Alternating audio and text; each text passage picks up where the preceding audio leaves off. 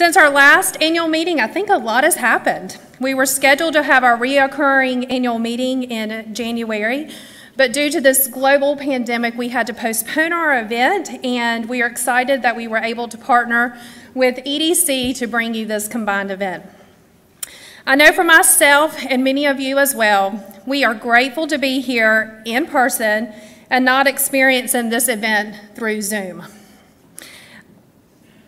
I realize some of y'all actually had to think about putting on pants this morning. I know, it was really funny. So yay us. While we can all laugh at this, we do want to recognize that we all have been touched in some way by this pandemic. Many have experienced it firsthand, while others have had loved ones that have been affected. Businesses have struggled, and many, unfortunately, have buckled to the financial strains and closed their doors. But just as our muscles only get stronger with the pain of exercise, and trees grow their roots deeper when intensity from the sun is turned up, we have become stronger.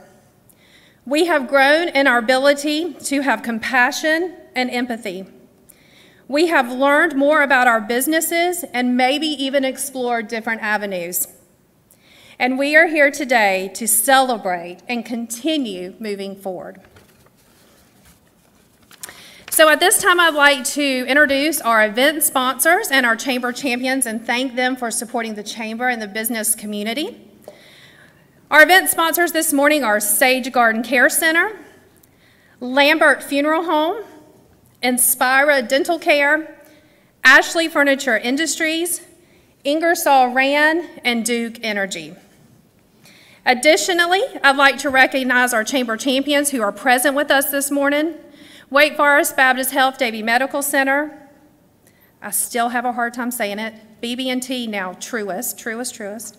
Allegacy Federal Credit Union, Avgol, Dex Heavy Duty Parts, Funder America, True Taekwondo, Break Bush Brothers, United Way of Davie County, and Winmock. Please join me in thanking our chamber champions and our wonderful event sponsors.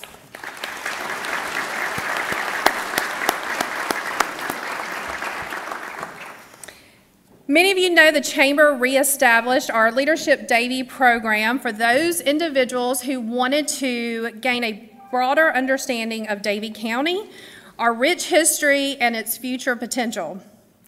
We believe it is important that we take the time to invest in individuals who want to aspire to be better. Despite the challenges that presented in 2020, this inaugural class demonstrated perseverance and commitment. We are proud of these Davie County leaders. At this time, I would like to recognize our class of 2020. It's been a long time coming. When I call your name, please stand and remain standing until I call all of your names. Carlin Armsworthy of Davidson Davie Community College. Allison Brown, Mountain Valley Hospice and Palliative Care. Sam Brown, Davie County Schools. Ashton Burton, the Swicegood Group. The famous Johnny Lambert, Davie County Public Utilities. Melissa O'Connor, Davie Community Foundation. Joshua Perryman, the Andersons. Kimberly Stanberry, Wake Forest Baptist Health, Davie Medical Center. Walter Wilson, Republic Services, and Jessica Yarborough of Johnson Insurance. Business leaders, take a moment. Recognize these individuals who have made a commitment to better understand our community and, again, moving it forward into a positive direction. Congratulations, Leadership Davie Class of 2020.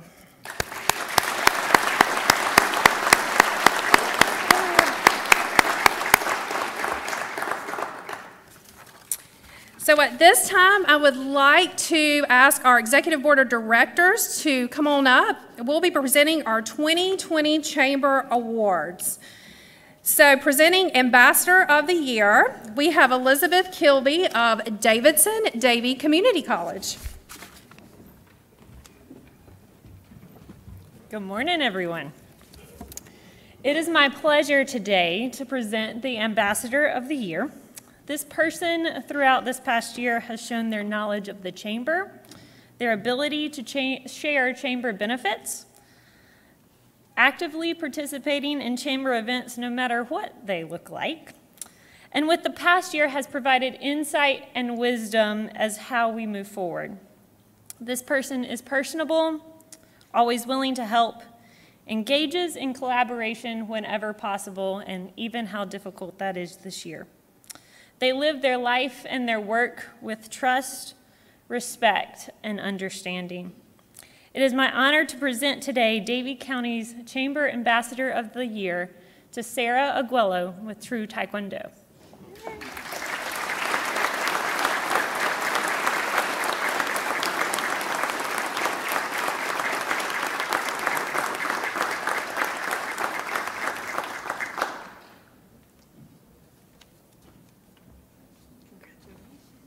Congratulations. You can go ahead and get your picture. Yeah.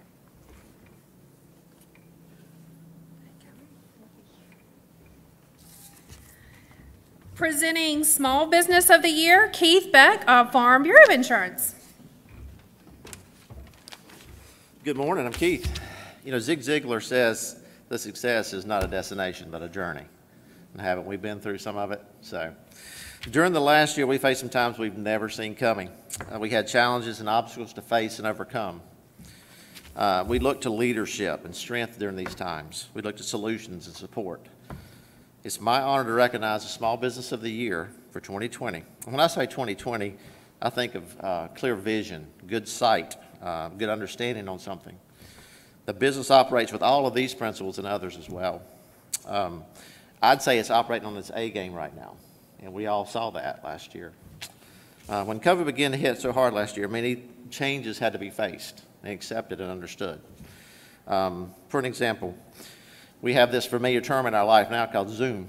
Some people didn't understand that term, but we have a very good understanding of Zoom calls, Zoom meetings now, don't we? They taught us new forms of meeting, familiar terms. Oh, excuse me, I jumped a line there. They gave courses to folks. They actually gave complimentary access to services and internet for their customers and clients. What I would like to do right now is recognize the Small Business of the Year, Computer Guys CNS. Please help me welcome them.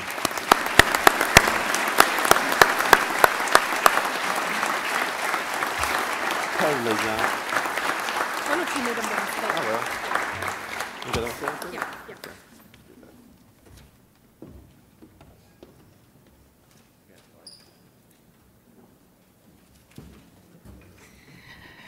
Okay, congratulations, Computer Guys.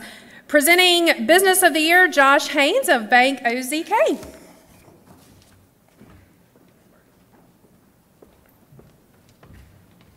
right.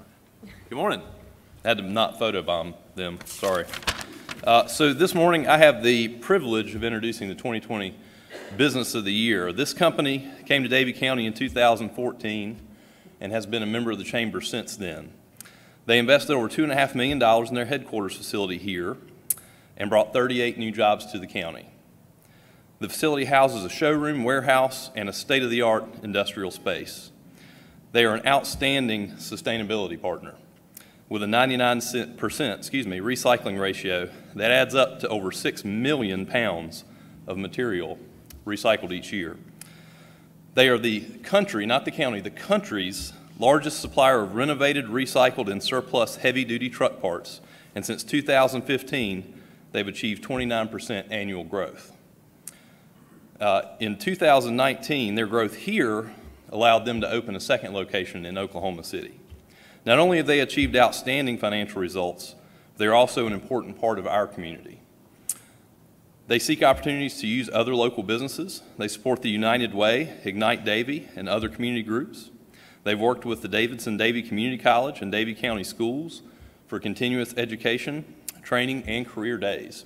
It's my pleasure, and please join me in celebrating Dex Heavy Duty Parts as our 2020 Business of the Year.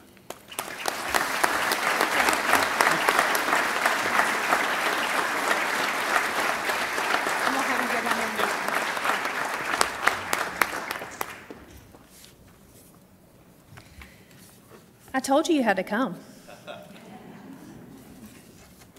Congratulations. Lastly, presenting E.C. Tatum Humanitarian Award, I'd like to ask our past chairman of award, Chuck Taylor of United Way, to come to the stage.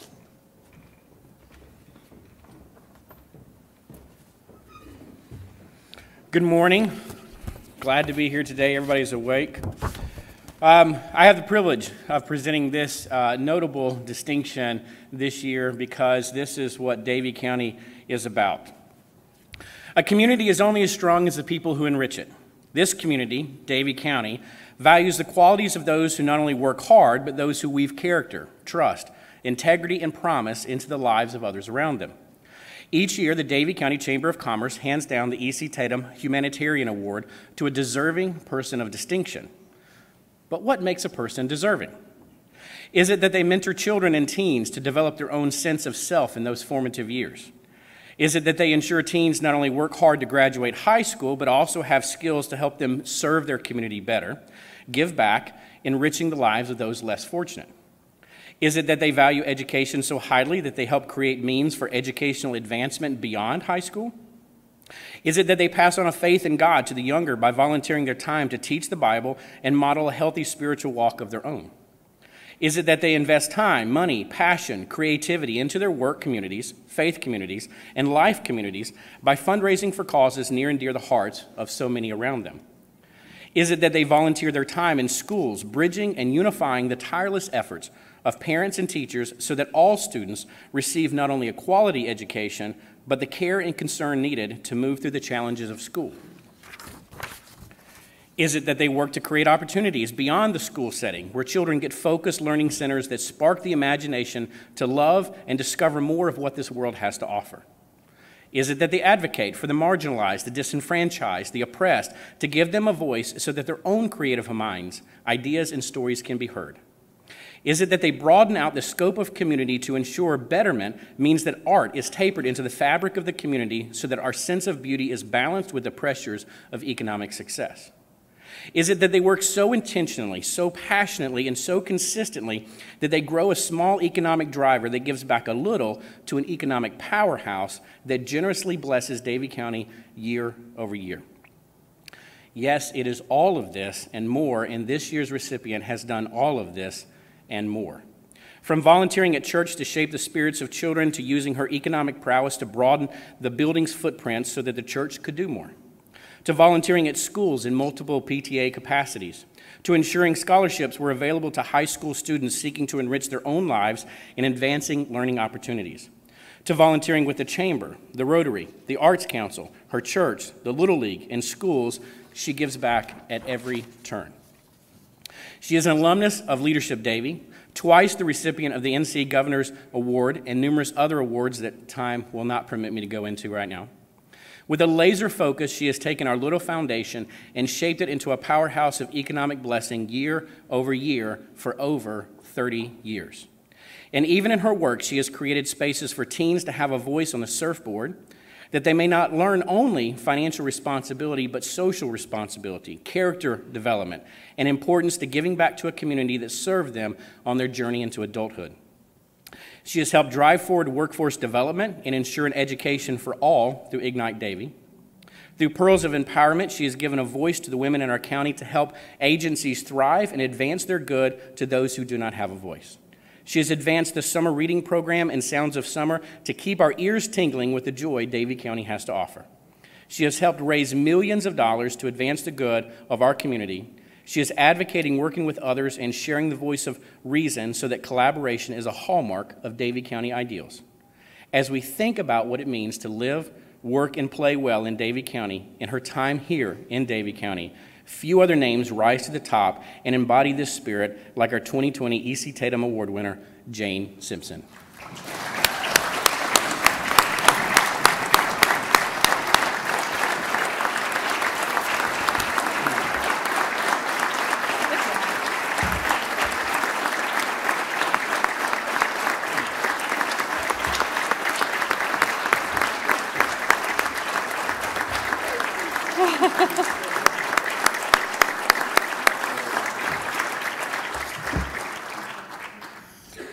Congratulations, Jane. Yay. Okay, and your husband's here. He just surprised you. He just walked in.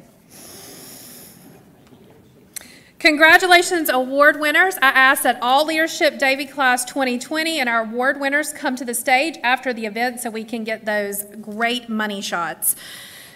Now, a man who needs no introduction, unless maybe you moved here last week, please welcome President of EDC, Terry Brawley, to the stage.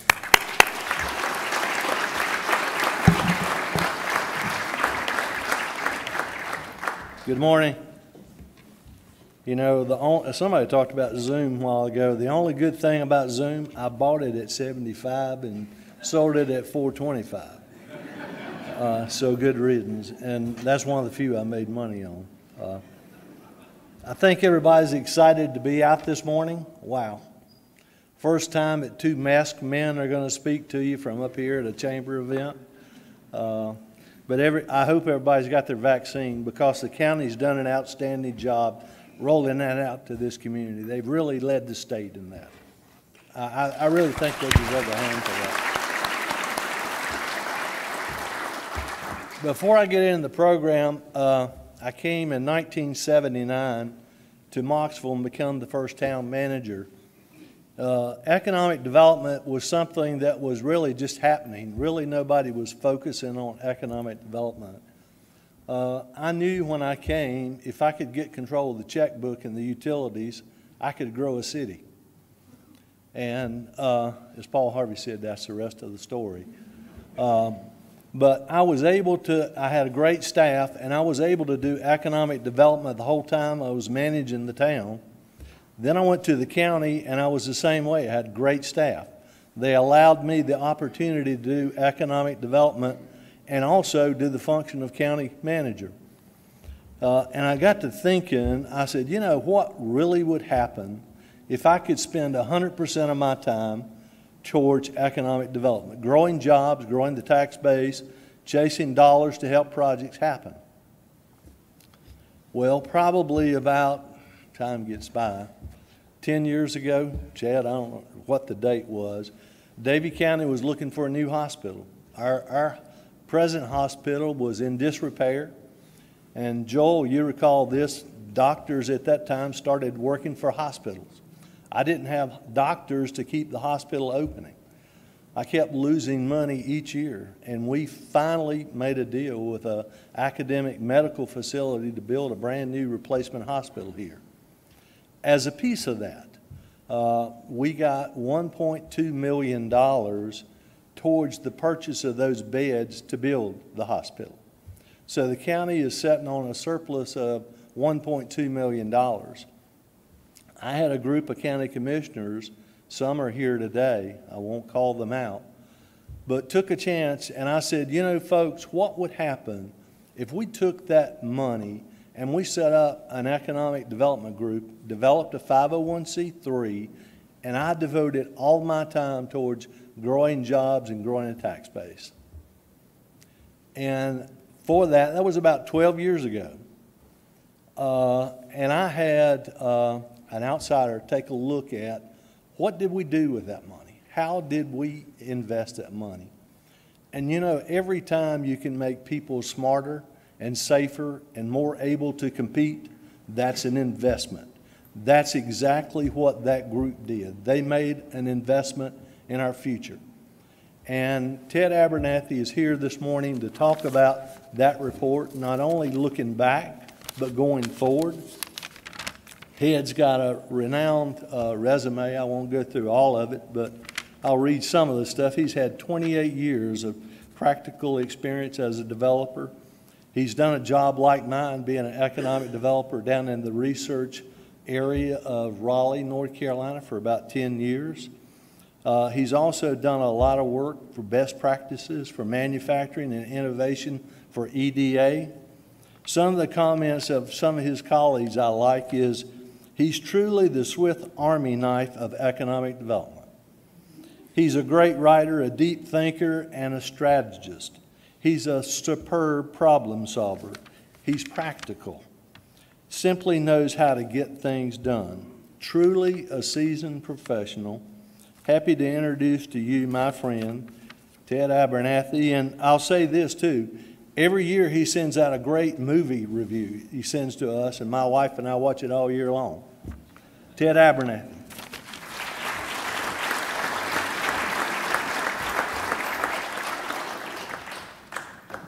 Good morning, everybody. It's nice to be back here. I think I was here 4 years ago with you guys in this same room, and boy, the world's changed a lot, hasn't it? What I'd love to do someday in a room like this in the next year is have all of y'all come up and tell me the stories of your businesses over the last year. One of the side jobs I have is economic advisor to the Council of State Chambers, all the 50 heads of the state chambers around the country. And they do that. They have a once a month, 2-hour thing where people just come on and tell stories of the strangest stuff that just happened to them over the last few years. And it's been an odd 2020 and into 2021. So when we start talking about the economy, it is mostly about framing. It doesn't do any good to sit around and look at data about last year alone, because I sure hope it was an anomaly and that we're not going to do that anytime soon.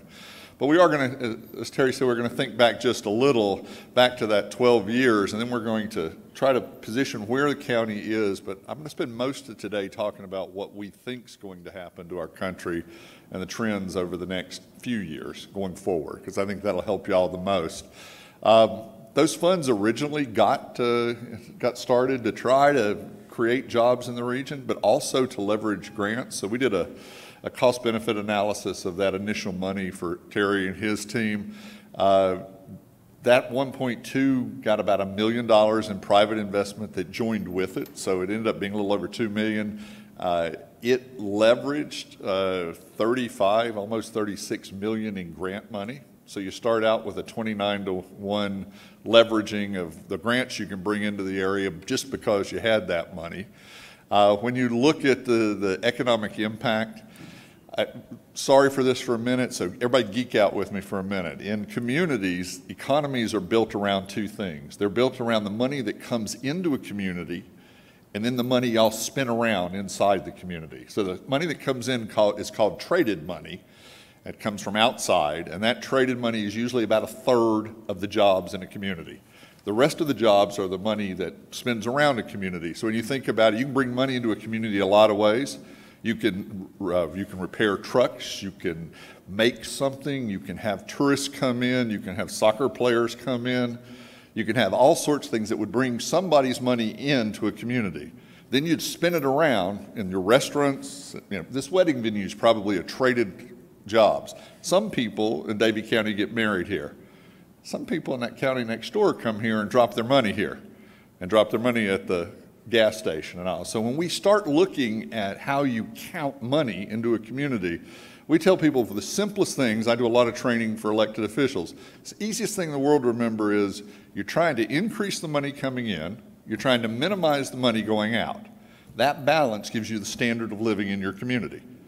The more money that comes in, the less money that goes out, whatever that balance is the easiest way to think about economic development. So what Terry spends his life doing is trying to get more money to come in, retain more money, and you can lose money with leakage on retail, you can lose money on people who live here but work somewhere else and buy their groceries near their work, all those things. So that's the way we think about these economic impact models. And so when you hear economists talk about ripple effects or multipliers, I know the first thing that enters most people's mind is, well, that's crap. I mean, that's just economics talking. Well, it isn't, because you do get to spend your money around. Somebody here that made money by making something or having something else ended up sending their kid to a Taekwondo studio. With a little luck, she then spent her money at the local supermarket or the restaurant or the beauty shop. I'm sorry about that if you don't go to the beauty. I don't know how that works here, but spinning around. So when we look at this, we look at two things. We first look at the jobs that were created by the money initially, and that initial number of direct jobs is a little under 4,000. So you got about $4,000 for that initial investment. But then you look at what those jobs did. And the direct and indirect, people tell you there's 10-time multiplier. That doesn't really work. That's not the way it really works. But almost 5,400 jobs created from that initial amount. The investment in annual earnings is in the report. The leverage grants are in the report. And just for fun, a little over $5 million a year in taxes.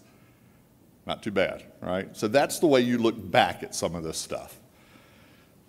Now let's try to figure out where we are today, because this is an odd time, because 2020 is not a normal year. I know y'all know that, but think about what trend lines on graphs do for 2020. You'll never forget it, because it'll be the year that looks like that. And it'll be on every graph and everything in everybody's life. Look at your credit card bills. If any of you are crazy enough to look at them closely, look at eating out last year versus the year before. Look at grocery sales last year versus the year before. Look at travel expenses. Look at all sorts of things. So the world shifted. So I'm going to take you back to February of last year. And this is a chart from 2000. I did it in December, did it again in February, about what we were expecting in 2020. This is futurist looking forward.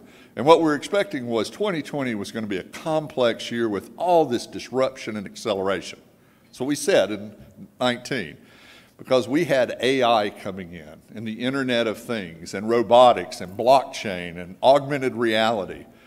We had fertility rates that were dropping and age that was going up. By the way, this is another one of those charts. Some of you may not have seen this. Last year was the first year in almost forever where average life expectancy dropped. So you get this nice long chart and then boop, hopefully coming right back up. Work was changing. We were using more people in gig economy. People were starting to be remote workers. By the way, that was before last year. This chart was. This is one we used because you could, because the internet allowed you. So we thought we were going into 2020 with just an absolute change coming up that was going to change our lives.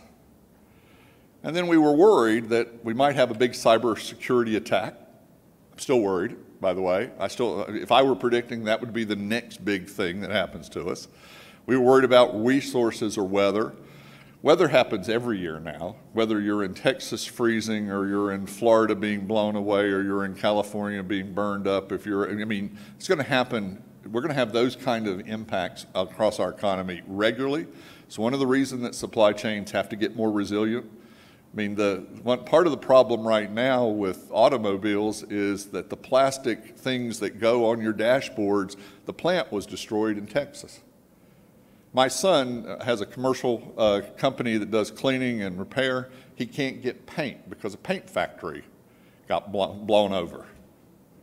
They got hit by a hurricane one year. The next year, they lost their power and lost all their inventory, and they just closed.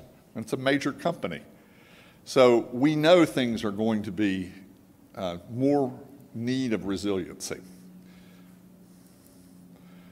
So today, think about, put yourself sort of going forward, the reality is that everything's changing. I know some of you like change and think this is great, and some of you hate change and think that it's awful, but you know in your heart that every industry we have is changing. Every company is going through change. If you're in downtown Wilmington this morning, your largest company with your biggest skyscraper just got bought. BPD sold for $17 billion yesterday. That's the biggest thing on the skyline down there. So if you're the Chamber of Commerce director in Wilmington, you just went, oh, because the buyer is from Boston, and they might like it a little closer. Jobs are changing. How many of you did video conferencing or expected your employees to do that before last year? Now they have to. All your customers have changed what they want. And every community in America is trying hard to deal with that change, to reinvent themselves. So we're all dealing with that. We're all dealing with change. And as we look at the economy, sorry for the box, this is the craziest one I'll show you, but every year we look at all the competitive factors in America by state. We look at all the rankings of CNBC or Forbes, all those places that these are the best states to do this or that. And then we look at economic performance, on how you're doing in job growth, wage growth, and the growth of your economy with GDP. And we try to measure to see if the image matches the results. So down there in the green area down in the corner are all the states that everybody thinks are wonderful, and they're doing great. And there's North Carolina. And we've been down in that box for the last 10 years, and are firmly there. So you're in a state that is one of the most competitive in the country. I'm going to show you some national maps in a few minutes. You'll see how that goes. Now, if you're up there in the red, and I'm sorry to say, I think I have 4 clients in the red box up there. People think you're a terrible place to do business, and your economy's not doing well. And so the good news for us is we're positioned well. But we're not perfect. This is southern states, and this is the percentage of job growth. You can see North Carolina's 4th over the last 5 years. Some of our close neighboring friends are doing a little better than us. If you look at GDP, we're actually in the middle of the group. This is GDP per capita. North Carolina's data gets, it's a little misquoted because we're bringing so many new people into the state. Of course we're growing, but the GDP per capita is the standard of living, and so we're not growing as fast. Some of that has to do with the fact that we're a retiree attraction place. Retirees aren't quite as productive because they're not working. So their GDP per capita doesn't actually help you that much on this factor. And then when you look at per capita income, we're among the leaders. Jobs, the quality of our jobs have been going up in the state over recent years. So we look at our state and we see, okay, pretty good. We're doing, not the best. I mean, I'm a native North Carolinian. I'm from Dallas, North Carolina. I don't want to lose to South Carolina on anything. It was 7 miles from my house to people in South Carolina, and you don't want to ever lose. But you always have to measure to see how you're doing. We also have to understand how these things fit together. Again, crazy charts, but one that if you look at it, it's a clear correlation that your per capita GDP, your economy, is a direct predictor of your incomes. The more you produce as a group, the higher the incomes as a state. We can do this inside every industry. And you can see North Carolina is still at the lower half of that group, top part of the lower half. But if you look up at the top, you see places like New York and Massachusetts and places that aren't great places for business. They're up in that red group, but they're still high productivity because they're high education, the types of industries they have are there. You say, well, I don't understand, why does all that happen? Well, it's a mix. In North Carolina, this is GDP growth over the last 5 years going into the pandemic. And you can see our metros are very different. Raleigh's up there 32%, twice as fast as any place else in the state. Raleigh's also one of the fastest growing manufacturing counties. Wake County is one of the fastest growing. They've been adding, a lot of that's biopharma, a lot of it's tech. So different places. You can see the Winston-Salem over on the, it's easy to see from even up here on my monitor because it's all the way on that side, ends up being sort of in the middle. It's growing, but not growing as fast. If you look at all the counties, though, in the Piedmont Triad, and you look at jobs, you guys are, you stand out completely. Over the last 5 years, your percentage job growth here has been more successful than anybody else in your region. Your region hasn't grown as fast as either Charlotte or the Research Triangle, but in that region, you're outstanding. So job growth here has been really good. I'll talk more about that in a few minutes. That was, by the way, from 2014 to 19. That's pre-pandemic. So I took the latest data that's available through September of 2020, through the pandemic, let you know that a lot of counties have been hit hard. You're still one of the counties that's above water, if you will. So you were hit pretty good. I looked at your data. I'll show it to you on a chart in a few minutes. But you bounced back about as fast as anybody in your region also. If you look at how you've grown by sector, it's a mixed bag. First, manufacturing growth has been unbelievable. That's the big, tall, green thing. Really strong manufacturing growth, really strong construction growth, but lost jobs in many of the white-collar areas. And that's true because of consolidations in white collars. If you look at just the number of counties in the whole state that have grown white-collar finance, professional jobs, it's just a few because they've been consolidating into urban cores, dense urban cores. So you'll see Wake County, you'll see Mecklenburg, you'll see Guilford leading the way in those kind of things. But it means that your economy's mixed a little different than it used to be. If you look going forward into 2020 on this, you see that your manufacturing is held. That includes the pandemic year. But some of the other things have gotten even worse. So watching those white-collar jobs, watching what's happening when you bounce back with especially health and education jobs, which was the professional series of jobs that you have, is going to be a key going forward. If you look at manufacturing across the state over the last 5 years, you guys are there in that little dark green. You're one of the few counties in the state that's had that kind of growth. Lots of counties, almost half, have actually lost manufacturing jobs.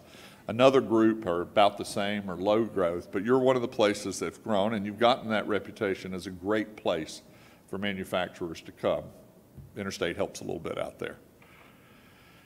Here's the trick on manufacturing. This is America's manufacturing growth over the last 20 years. The red line shows you the value of manufactured goods. It keeps going up. In fact, it's up 60-some% over where it used to be. People say routinely to me when I'm in parts of the country, manufacturing's dead. Manufacturing's not anywhere near dead. In fact, manufacturing's stronger than it's ever been in the history of America. We produce more than we ever have. But the blue line is the number of people employed in manufacturing. Manufacturing has, among the industries, become one of the most efficient industries. That's automation and robotics and other things. What it means, though, is that wages keep going up within the manufacturing sector. It makes it better and better jobs. When you look, this is just your chart. So the bottom number, the blue line here is Davie County over 20 years labor force. And I put some numbers on there to show you that your labor force has been flat. You've had almost no net new workers over the last 20 years. That's population, specifically working age population growth, your labor force. At the bottom, the black line is the jobs inside the county. So local jobs, not employment, but local jobs. And you can see there's been a huge increase, almost 40% increase in jobs in the region. So you've been attracting more people here, but the challenge is you don't have as many workers. Now the good news is that means that fewer people have to out-commute each day for the jobs. The bad news is that you're getting to the point where you're going to have to in-commute people, or you're going to have to build more housing in order to attract more people to the area for those kind of jobs. If you expect to grow more, you're going to have to grow the labor force more because it's getting tighter and tighter. And this is a national problem. I'll talk about that in a minute. We looked at average wages by industry for you, and these charts will be available for people. You're happy to look at them. I know it's running a lot of information past you. And you can see that the idea that there are, that manufacturing or construction doesn't pay a lot isn't true. Those average wages are much higher than they used to be. And if you look at manufacturing, the average wage in the county is about $23 an hour. So when people tell you all those manufacturing jobs are just $10, $12 an hour jobs, that's not true. That's not what you have in your county. So they're solid jobs, 23. Wish it was $43 an hour. I'm sure we all do. Everybody'd like everybody to make more money. It'd be good. But $23 an hour is significantly more than it used to be. When you look at the average growth over time over the last decade, and we inflation adjust it, you can see that some industries wages have been flat or actually shrinking just a little, wage adjusted. But other industries in the county are growing pretty well above inflation. So the job quality has been getting good in a lot of sectors for you guys. So pretty good, big hit in the mouth like everybody else last year. What about going forward? So when you look at where we are today, North Carolina, I don't know what you think just listening to what you hear on the news, but a lot of the country got hit a lot harder than we did with COVID-19. We never got to the national average of job losses. And if you look on that chart, you can see so many states still huge percentage drops. I mean, and some of it makes sense. If you think Hawaii, you think, well, nobody's coming and tourism is down and all, but there are a lot of states that got hit pretty hard. North Carolina's job losses are about half the national average. We handled the pandemic pretty well in our state. So we're positioned well currently to get back to where we were pretty quickly. But the good news is that at some point later this summer, I think, probably you're going to hit somewhere in the August, September, you're going to see a huge acceleration of the economy nationally. I know you're hearing some of that on the news, and I don't think this is, I'm not known for being the most optimistic guy in the world. I don't usually get the Pollyanna label on me. I think we're poised for a rapid growth in the economy. There are a couple things to think about. One is how fast we're all going to get our vaccine. I get my second one at 6:45 tonight, and I'm thrilled, and I'm the last one in my family. So that's fun. If we don't have a mutation that doesn't work, then if we get people vaccinated, if the additional stimulus ripples through our economy, and if confidence levels, business confidence levels are up more than they've been in almost a year, consumer confidence is starting to rise. But as soon as people get vaccinated, what we see is their confidence rise. So assume all of that happens. Here's the ace for everybody's economy. Savings rates during the pandemic skyrocketed. So remember when we used to talk about Americans didn't save anything? That was true. Before the 2007 recession, we saved about 4%. After that recession, we saved about 7%. In the last 2 years, we've saved about 14%. So what that translates to is $2 trillion of excess savings in the U.S. over the last 18 months. $2 trillion. Now, we actually, as the world goes, we actually saved more of our stimulus and more of our regular self than anybody else in the world. Now, I don't know about you, but I think there's a whole bunch of people who are ready to spend some money. I do. Actually, air flights, which I unfortunately get to spend too much time on, we're back up to 75% on airlines now, already. And we're only at 25% vaccine. So I think you're going to see a huge surge going forward, and I think that's going to be good for a lot of you in business. But the world will be changed. Many of the things that were temporary in 2020 are going to be permanent going forward. Remote work is here to stay for a bunch of people. About 40% of jobs can be done remotely. 3/4 of people say they love it. 60% of CEOs say productivity went up. Still costs money to build buildings. You're going to see some sort of ongoing hybrid work 2 or 3 days a week, probably for a lot of people, but a lot more people are going to work less in those urban cores, which is going to impact restaurants and parking garages and the local, the local Walgreens in a downtown area. Those places are still going to get hit hard, but people are still going to make that money and they're going to spend that money going forward. More people are going to homeschool. The numbers went up high. They're not all going back. More people are going to do telehealth. There are people here from the hospital, and some of this has to do with insurance and has to do with rules and regs. People liked it. It seemed to work. Maybe that's going to shake loose some telehealth. We're going to shop more online. We did. I looked yesterday. My wife asked me to look. How many things did we buy from Amazon last year? I live in Charlotte, North Carolina. There's not a huge shopping mecca around me.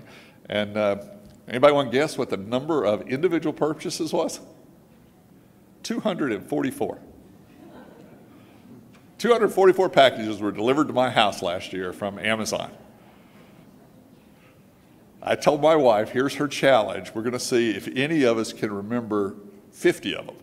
I have no idea what we bought. I don't know. I do know that Alexa asks me routinely if I want to reorder salted peanuts, but I don't know what that is. And we're going to continue to do Zoom, and I'm going to get back on airplanes, but I used to spend 120 days a year on airplanes, and my guess is it'll be half that, because it's easy to do this now via Zoom. The other thing that I'm 100% sure of, no doubt in my mind, is our workforce challenges are going to escalate. They're going to get harder. Workforce, when Terry's dealing with a company, workforce, highway accessibility is number 1 and workforce is number 2. Can I find enough people with the right skills? And here's the problem. The workforce growth in America continues to decline. We continue not to have enough children or enough immigrants or enough whatever that you want to have, but we're not growing like we used to. We have fewer and fewer people entering the workforce, and we have 10,000 people a day my age quitting. Baby boomers going out. The labor force during the pandemic dropped an additional 4 million. Now, that's not people unemployed. Those are people who decided, I'm done. I'm not going to do this anymore. And they did it to stay home and homeschool little Johnny or take care of grandma or do whatever, or they just said, I'm done. But we lost labor force we couldn't afford to lose. Population growth in North Carolina is more concentrated. You can see that the East is still hemorrhaging population pretty dramatically. Your area growing a little, but not growing enough. When you look at projected population growth by metro, only a couple places in the East are projected to slow, have negative growth, but this area not growing hugely. And unfortunately, the scariest chart I get when I talk to elected officials in North Carolina, this is working age population, 25 to 64-year-olds, and you can see that more than half the counties in North Carolina are expected to have less people in their workforce going forward than they currently have. This is why you need additional people locally. You need to grow your population, you need to grow your housing stock, you need to grow the people that are here. If you don't, you're going to be faced with employers having much harder time finding employees, and since that's their number one concern, you're going to have a problem. And so if I were looking at strategy, this is one that I'd spend a lot of time on. If you ask manufacturers, already they can't find people in production, they can't find people in maintenance. If you ask hospitals, they can't find specialty nurses. And we keep going on this. We do a lot of workforce stuff. So those areas, workforce strategies are key for communities. And as we go forward, it's the lower wage jobs that are going to get automated, and we're going to lose because of the restructuring. If you look at jobs that were impacted by the pandemic, at the upper end, very little impact. At the lower end, huge impact. And so the people who make the less are going to be the most vulnerable, which means they're going to need to be retrained the most for new jobs. They'll have the least skills going in, and we'll have to upskill them as we go forward. The real estate markets will continue to change. Everything from malls closing, which they will continue to do, to office buildings having to rebuild themselves, to a run on industrial buildings that will be dramatic. If you look at the delinquency rates by sector, lots of problems in the retail sector and the hotel sector, no problems at all in the industrial warehousing sector. If you've got a good warehouse industrial building, it's going to get taken up. It's a great investment these days. Housing prices around the country have increased dramatically. North Carolina is one of those places where the increases have gone up 6, 7, 8% this last year. But the real issue is this chart.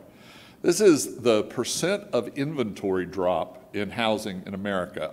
All the dark green have less than half the houses for sale that they had a year ago.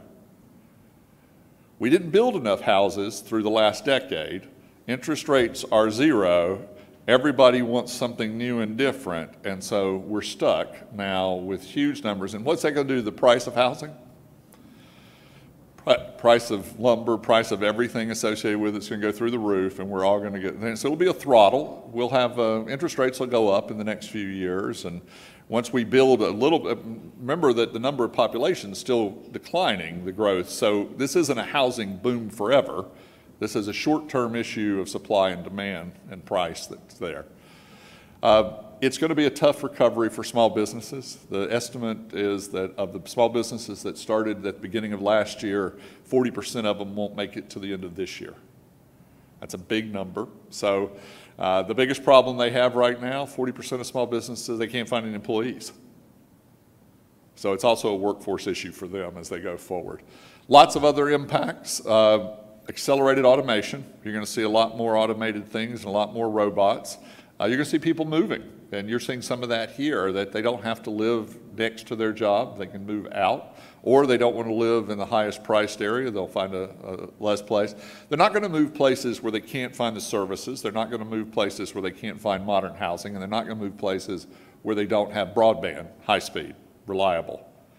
But they're going to move other places. If you've got those things, you're a place that people will move. We're going to see supply chain disruptions continue for a few years, and you're going to see more of that here with people trying to have redundant nearby supply chains. Short-term retraining at community college is going to be the hottest thing going forward because you've got a lot of people who are disrupted. There's an estimate that over the next 10 years, 40% of Americans will have to be retrained for a different job. 40% of the entire country. So right now, community college numbers are down, but they're going to jump back up. And then I said housing shortages are a byproduct. So when you think about your future, you're a product of all those data analytics that everybody looks at for you, most of which are pretty good. And you're a product of your image and the reputation you have for both as a place to do business, a place where you can You can get the water and sewer you need, the place you can find the workforce you need, the place where people can handle the prospects like Terry. You think about those components of competitiveness, it's always about the business climate, which is mostly a state thing. So taxes, regulation, legal climate. Workforce, right people with the right skills and enough of them. The whole idea of infrastructure, and that includes broadband and housing now, and buildings and sites. And then that innovation stuff, that's the small businesses and research and those things. As we go forward, you're positioned well. You've got a lot of the components going there. I expect 2022 to be a really good year nationally. And I think that you're positioned perfectly to head forward. Our company adopted a new slogan this year, which is a little bit of irony, which is change is accelerating, competition's increasing, and serendipity is not a strategy. So we decided you're going to have to be intentional as you go forward, and here being intentional I think is a pretty good thing. So I thank you for being here. I think I've got about 6-8 minutes that I was told I could answer any questions anybody had. So if somebody has any, and make it as hard as you want, let's see if we can get a question or two in. I know the first one will be the hardest. Yes, sir. Yep.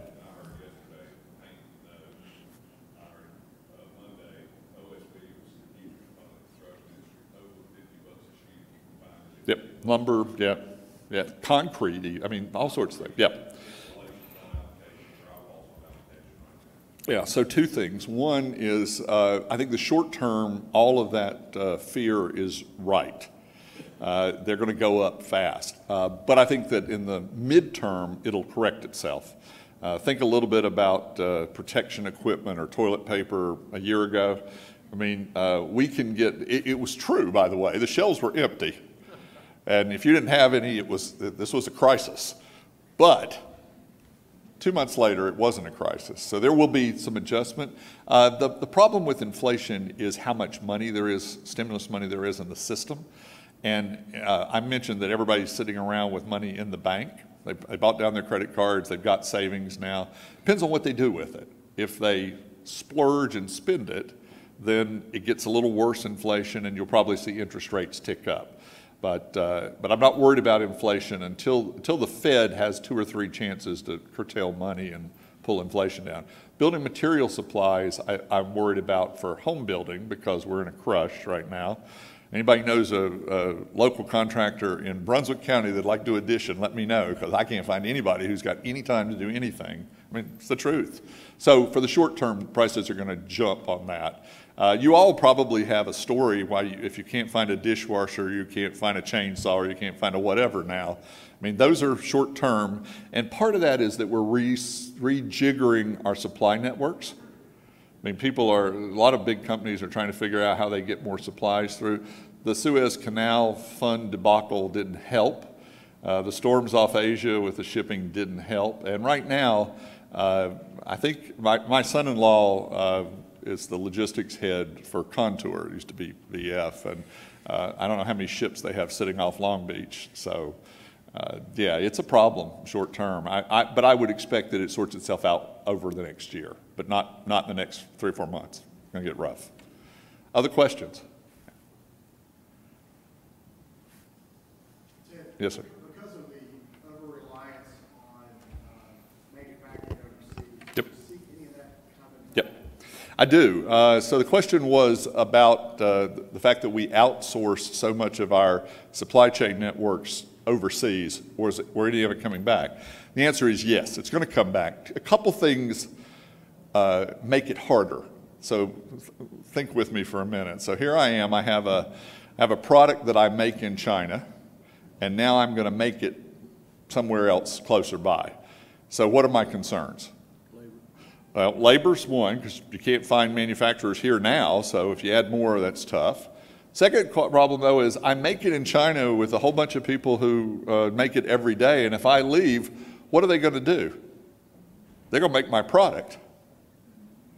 And then I'm going to get undercut in the other part of the world. I also have a whole lot more clients in Asia than I have in the U.S., and I still need to serve them. So I think what you're going to see is a movement from Raw efficiency, which is what we've been doing, cheapest, fastest, everybody went to a more redundancy, split things up. I think you're going to, the big winner short term is going to be Mexico, because there's still about a 40% value for labor over the U.S. But I think you are going to see a lot of things. For economic development groups, one of the hottest things we're doing for them now is supply chain analysis for their big employers. Where they get their supplies, where else could they get their supplies? Could they do it local and make more? So I think you're going to see a lot of that supply chain networks. I think people are going to, efficiency is great until it's not. Then you want redundancy, and then redundancy will be great until somebody undercuts your cost. And about 5 years from now, we'll start demanding more efficiency, and it'll swing the other way. But I think short term, you're going to see a lot of it. Go ahead.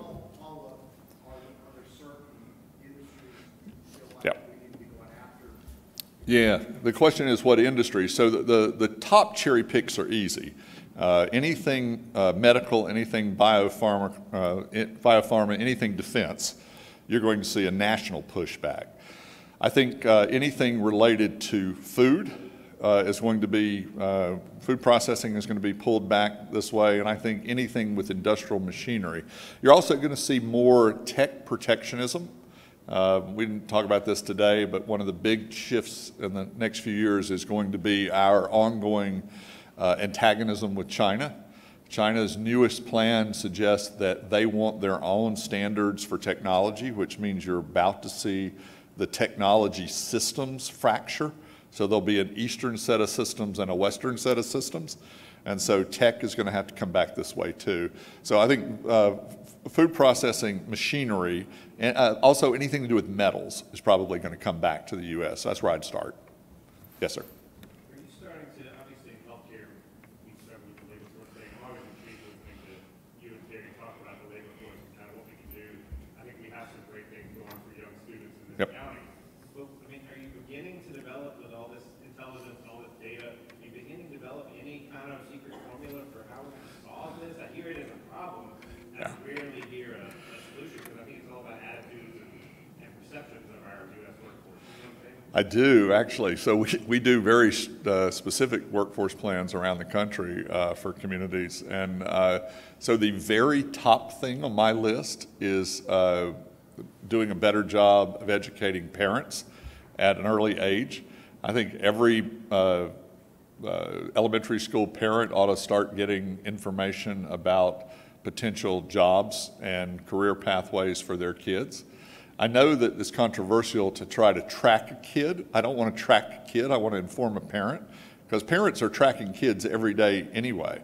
They tell them all what they ought to be doing and where they ought to go to school and what they ought to be when they grow up. I don't know about y'all, but I mean, when I was little, I wanted to be a cowboy.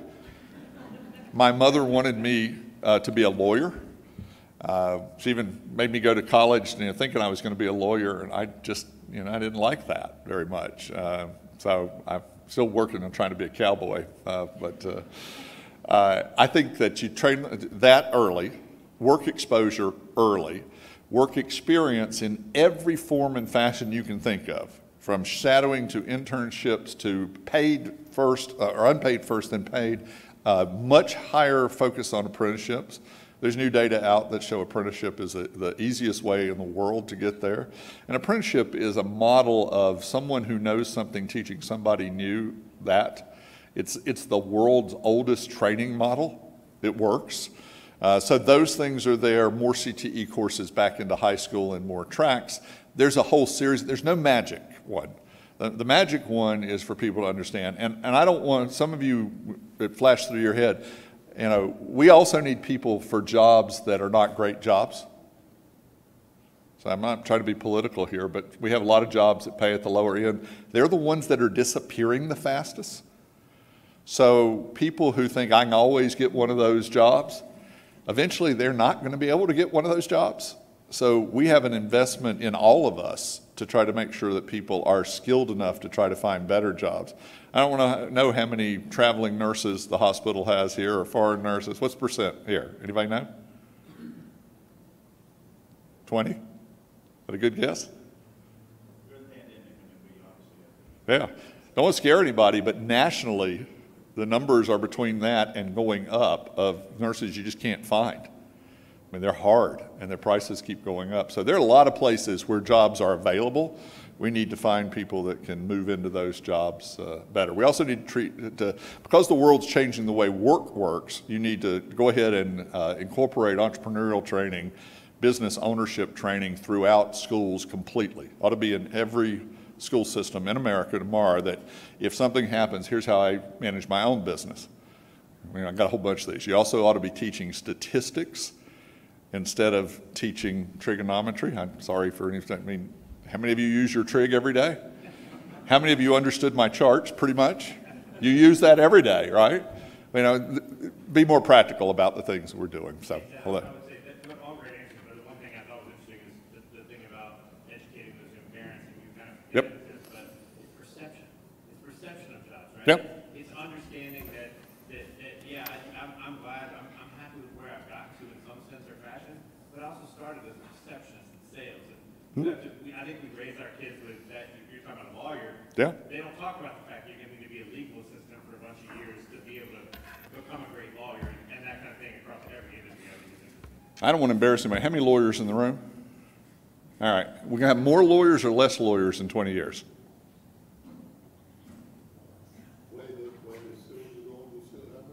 Yeah, his suggestion is they'll have more, and I would I'll take the edge on that. Well, if we have more, they won't be practicing law. Okay, we'll have more lawyer trained, but we don't. It's like we have all these political scientists, but not very many of them practice political science like me. So, last question for you, because I think I'm at my time. Anybody else? Sure. Yep. Yeah, it depends on what you're trying to get, but I mean, go chase every bit of stimulus money you can right now.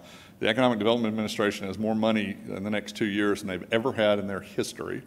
So start looking for places like that. I think that money going forward is a blend money. It's foundation money. It's local government money. And I don't think local governments are going to have excess money, particularly in the future. But it's also private investment. We made a recommendation in a place the other day that they create their own van transport system to get people from, it's a big county, they got a small area where all the jobs are, that the businesses go together. And someone asked me, in this type of setting, well, why would a business pay for that? And the answer is it's in their interest to do so. That's why businesses do anything. I mean, it's mostly why any of us do anything. So you've got to make the case. You've got to make the case to the parents. You've got to make the case to the companies that they want to invest. But I would be chasing every bit of public money that I could in the short run. So thank you all for having me with you today. I appreciate it.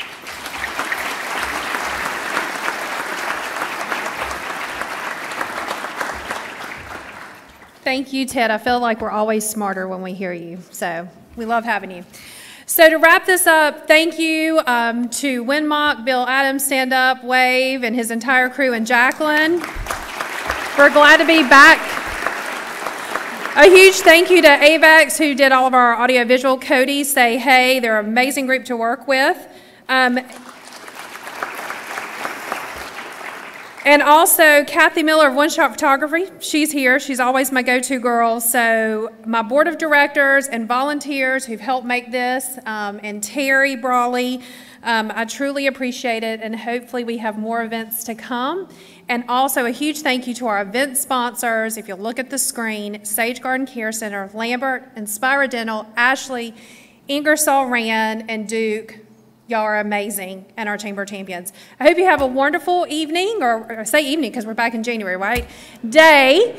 And all of our award winners in leadership, please make your way to the stage and have a great day. Thank you, guys.